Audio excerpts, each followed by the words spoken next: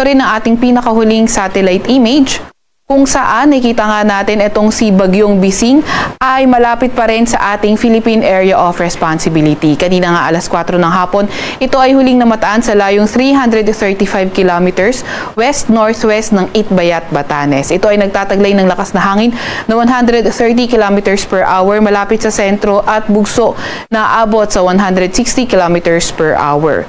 Ito ay kumikilos sa direksyong northeast sa bilis na 15 kilometers per hour. Dahil nga kumikilos ito sa direksyong northeast, ay posible nga itong pumasok sa ating Philippine Area of Responsibility dito sa may northwestern boundary ng ating Philippine Area of Responsibility. At ito nga si Bagyong Bising ay nagdadala ng maulap na papawirin at mga kalat-kalat na pag-ulan, pagkidlat at pagkulog yung kanyang trough sa may Batanes. Ito namang si Bagyong Bising nagdadala ng ulan, pati na rin mga malalakas na hangin. Dito yan sa may Batanes at yung kanyang trough nagdadala ng maulap na papawirin at mga kalat-kalat na pag-ulan, pagkidlat at pagkulog sa Babuyan Islands naman.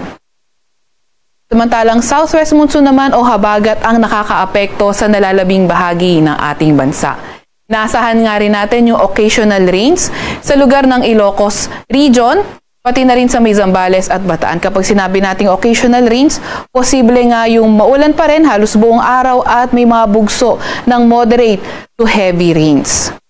Para naman sa lagay ng panahon, sa Cordillera Administrative Region, nalalabing bahagi ng Cagayan Valley, nalalabing bahagi ng Central Luzon, sa may Calabarzon, Mimaropa, Western Visayas, Negros Island Region, Zamboanga Peninsula, Barm, pati na rin Soxargen, inaasahan natin yung maulap na papawirin at mga kalat-kalat na pag-ulan, pagkidlat at pagkulog, dulot pa rin ng southwest monsoon. So, kabilang na nga rin ang Metro Manila sa mga karanas na maulap na papawirin at mga kalat-kalat na pag-ulan, pagkidlat at pagkulog.